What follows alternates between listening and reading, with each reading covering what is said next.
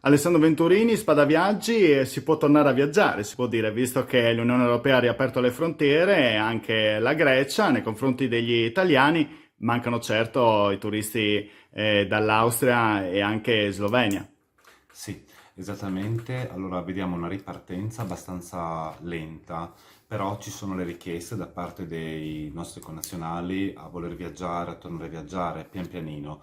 Noi siamo un'agenzia comunque a Udine e quindi facciamo più che altro outgoing, per cui ci siamo sempre occupati, diciamo, di organizzare i viaggi all'estero.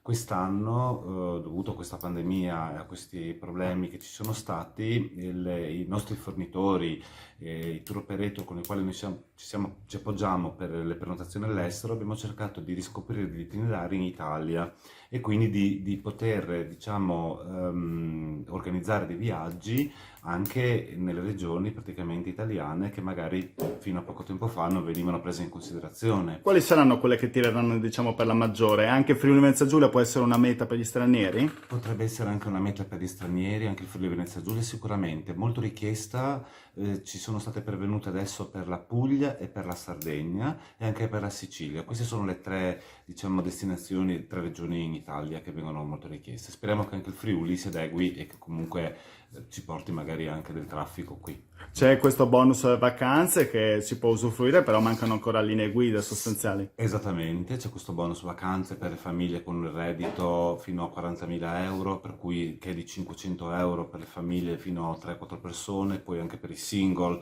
e queste però sono delle linee guida che ci devono ancora arrivare e speriamo che si possa utilizzare, ecco, e ci arriveranno comunque per i clienti, insomma, Il informazioni. mercato può riprendere, quello del turismo, dopo 2 mesi di blackout? Penso di sì, perché comunque i viaggi non si dimenticano. Noi purtroppo abbiamo avuto diverse cancellazioni, tantissime cancellazioni, i fatturati erano azzerati, per 3 mesi ci sono Anche stati rimborsi? anche rimborsi, problemi di rimborsi, 45 milioni di passeggeri, diciamo, fermi, perché comunque gli aeroporti chiusi. Adesso pian pianino Venezia dovrebbe ripartire con il 18-17 di giugno, di Ronchi ancora non sappiamo nulla, perché comunque devono avere delle certificazioni, però Venezia dovrebbe ripartire, insomma, ecco quello che ci dicono comunque i vettori che speriamo che parta. Sarà un altro modo di viaggiare? Ci saranno altre scelte? Immaginiamo, non so, agriturismi, magari con piscina, oppure dei viaggi dove magari sarà meno spiaggia, più montagna. Sì, Quale potrebbe essere la nuova tendenza? sicuramente il viaggiatore, diciamo,